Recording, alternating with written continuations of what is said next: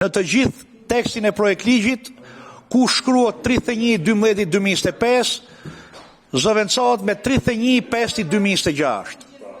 Dhe të reflektohen dakortësitë që kishin për nenin 2, saktësimin tek neni 6 dhe hedhim votim në tërësi projekt ligjin. Kush është dakord në tërësi me projekt ligjin? Pro,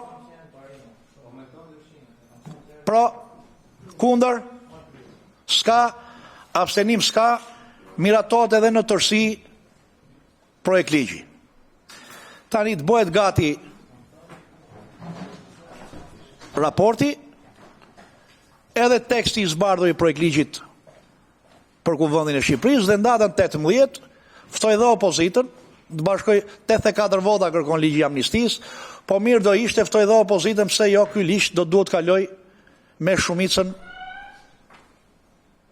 me 140 vota do ishte mirë.